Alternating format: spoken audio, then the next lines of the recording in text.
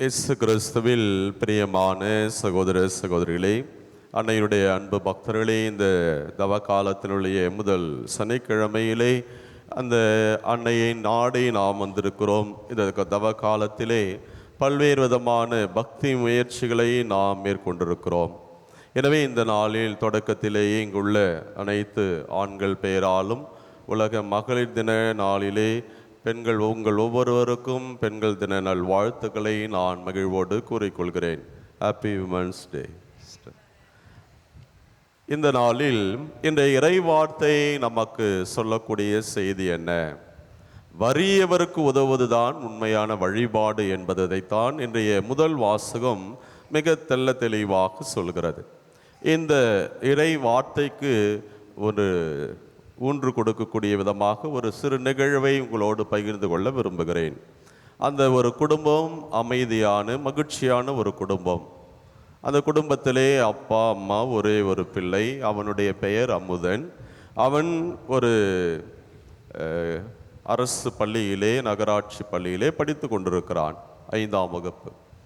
அவனுடைய தந்தை ஒரு மெக்கானிக், இருசக்கர வாகனங்கள் இருக்கக்கூடிய அந்த நிறுவனத்திலே மெக்கானிக்காக அங்கே அவர் பணியாற்றி கொண்டிருக்கிறார். ஒரு கையளவு சம்பளம்தான்.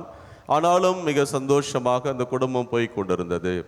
ஆனால் இந்த அமுதன் ஒவ்வொரு நாளும் தன்னுடைய அந்த பள்ளிக்கு போகிற போது வழியிலே ஒரு அழகான ஒரு செருப்பு கடை, அந்த கடையை ஏக்கத்தோடு பார்த்து கொண்டே போவான்.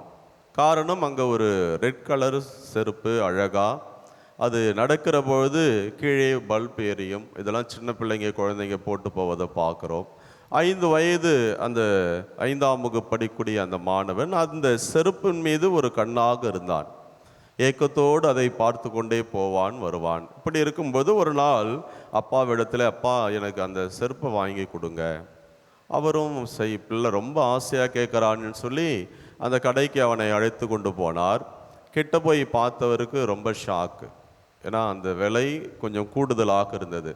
அப்போ பிள்ளையை சமாதானப்படுத்துகிறாரு.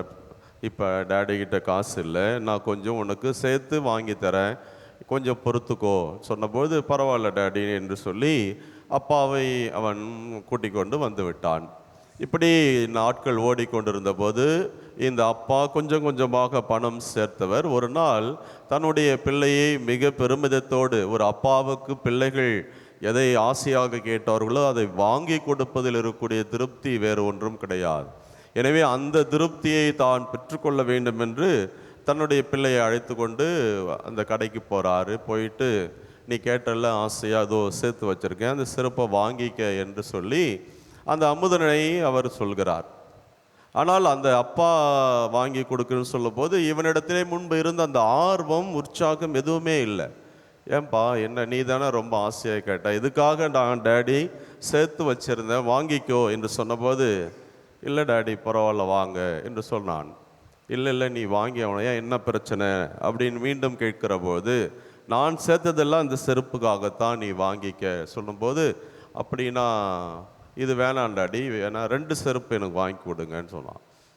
ஏன் இப்படி கேட்குறான், நீ தாண்டா இதை ஆசையாக வாங்கணும்னு ஆசைப்பட்டேன்னு சொல்லும்போது, இல்லை, என்னோடு படிக்கக்கூடிய வளவன் என்ற அந்த நண்பன் இருக்கிறான், அவனுடைய அப்பா கூலி தொழிலாளி, அவரால் காசு அதிகமாக சம்பாதிக்க முடியவில்லை, எனக்காவது போட்டுக்க செருப்பு இருக்குது, அவனுக்கு அது கூட இல்லை, வெயிலில் வெறுங்காயலில் நிற்கிறத பார்த்து எனக்கு ரொம்ப கஷ்டமாக இருக்குது டேடி, வேணா அவனுக்கு ஒரு செட்டு வாங்கி கொடுங்க என்று அந்த பையன் சொன்னபோது, வறியவரின் மீது கொண்டிருந்த அந்த அனுதாபம், அக்கறை, இதை பார்த்து அந்த அப்பாவை வியந்து போனார். அந்த பிள்ளையை கட்டி அணைத்து கொண்டார். சரி விடு, நீ உனக்கு ஒன்று வாங்கிக்கோ, உன்னுடைய நண்பனுக்காக மற்றொரு ஜோடி நான் வாங்கி தரேன், அதை போய் கொடு என்று சொல்லி அந்த பிள்ளைக்கு அந்த செருப்பை, 2 ஜோடி செருப்புகளை வாங்கி கொடுத்தார். அன்புக்குரிய சகோதர சகோதரர்களே, வறியவருக்கு உதவுவதே உண்மையான வழிபாடு அல்லது நோன்பு என்பதைத்தான் இன்றைய முதல் வாசகம் மிக அழகாக நமக்கு சொல்கிறது. உன்னிடையே இருக்கும் நுகத்தை அகற்றிவிட்டு உன்னிடம் உள்ள அந்த ஏழை எளியவர்களுக்கு நீ அவர்கள் வறியோரின் தேவையை நிறைவு செய்வாயானால் இருள் நடுவே உன் ஒளி உதிக்கும் என்று இறைவன் மிக அழகாக நமக்கு சொல்கிறார். எனவே இந்த தவ காலத்திலே நாம் பல்வேறு நோன்புகளையும் பக்தி முயற்சிகளும் மேற்கொள்கிறோம் என்று சொன்னால் இதனில் மையம் என்ன? நாம் நம்மை சரி செய்து கொள்வது. இரண்டாவது, அடுத்தொரு தேவையில் இருப்பவருடைய தேவையை நிறைவு செய்கிற போதுதான் நாம் மேற்கொள்ளக்கூடிய எல்லா நோன்பும் அது ஒரு அர்த்தமுள்ளதாக மாறுகிறது என்பதை இன்றைய முதல் வாசகம் மிக அழகாக தெளிவுபடுத்துகிறது. லேவியர் புத்தகத்திலே ஆண்டுக்கு ஒரு முறை நோன்பு இருந்தால் போதும் என்றுதான் யாவே இறைவன் அவர்களுக்கு ஒரு கட்டளை கொடுக்கிறார். ஆனால் இந்த யூதர்கள் பரிசேயருடைய மனநிலை என்ன?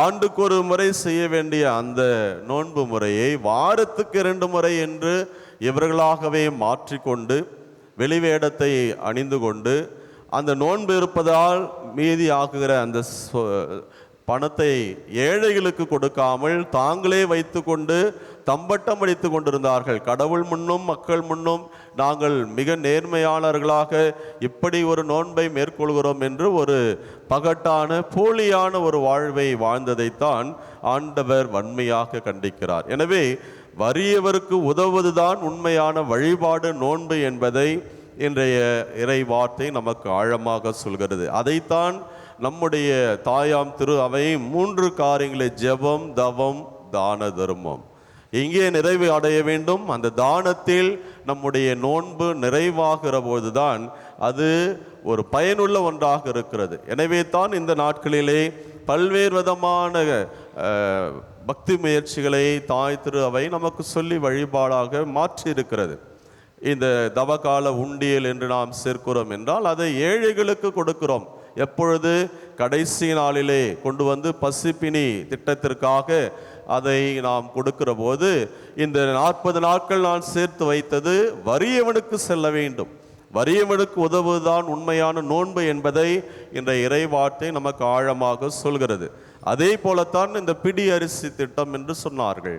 பிடி அரிசி என்றால் ஒவ்வொரு நாளும் அம்மா அந்த குடும்பத்திற்கு தேவையான உணவை சமைக்கிற போது கடைசியிலே அந்த உலையிலே அரிசி போடுவதற்கு முன்பாக அதிலிருந்து ஒரு பிடியை எடுத்து வைப்பார்கள். எங்களுக்கு தேவை ஒரு படி அரிசி, ஆனால் எங்களுடைய தேவையிலிருந்து நான் ஒன்றை எடுத்து நான் ஏழைகளுக்காக வைக்கிறேன். இந்த பிடி அரிசியை தான் கடைசியில் கொண்டு வரணும். வீட்டில் இருக்கிற சாக்குலேருந்து டக்குன்னு ஒரு நாளைக்கு ஒரு படியை கொண்டாந்து கொடுக்கறது பெருமை கிடையாது, அல்லது ஒரு சிப்பம் கொண்டு வந்து கொடுக்கறது பெருமை கிடையாது. ஒவ்வொரு நாளும் என்னுடைய வருத்தத்தை, என்னுடைய தேவையை நான் குறைக்கிறேன், என்னுடைய தேவையிலிருந்து எடுத்து வைத்து இதை நான் ஏழைகளுக்கு கொடுக்கிறேன் என்று அந்த பிடி அரிசி திட்டம் என்பதை தாய் திரு அவை பாரம்பரியமாக நமக்கு சொல்லி கொடுத்திருக்கிறார்கள். எனவே நம்முடைய நோன்பின் நோக்கம் அல்லது நாம் மேற்கொள்ளக்கூடிய இந்த உண்மையான வழிபாடு என்பது வறியவருக்கு உதவுவது என்பதை மிக மிக ஆழமாக இன்றைய இறை வார்த்தை நமக்கு சொல்கிறது. என்னை நோக்கி ஆண்டவரே ஆண்டவரே என சொல்பவரெல்லாம் இறை ஆட்சிக்கு செல்ல முடியாது, என் திருவுளத்தை நிறைவேற்றுபவர்களே செல்வார்கள் என்று ஆண்டவர் சொல்கிறார். ஏன் நம்முடைய அன்னை மரியாள் அந்த இறைவார்த்தையின்படி வாழ்ந்தவர், அதையும் தாண்டி திக்கற்றவர்களுக்கு ஆதரவு என்று நாம் அவர்களை போற்றி புகழ்ந்து கொண்டிருக்கிறோம். எனவே எல்லா சூழ்நிலையிலும் இந்த தவ காலத்திலே தவ உடை அணிந்து பல்வேறு பக்தி முயற்சிகளை மேற்கொள்ளக்கூடிய நாம் அதனுடைய உண்மையான ஆழமான அர்த்தத்தை புரிந்து கொண்டு வறியவருக்கு உதவுவது உண்மையான வழிபாடு என்பதை உணர்ந்தவர்களாக அந்த உண்மையான வழிபாட்டின்படி வாழ்கிற மக்களாக வாழ தொடர்ந்து ஜெபிப்போம். இறைவன் நேசம் நிறைவாக ஆசீர்வதிப்பாராக. ஆமீன்.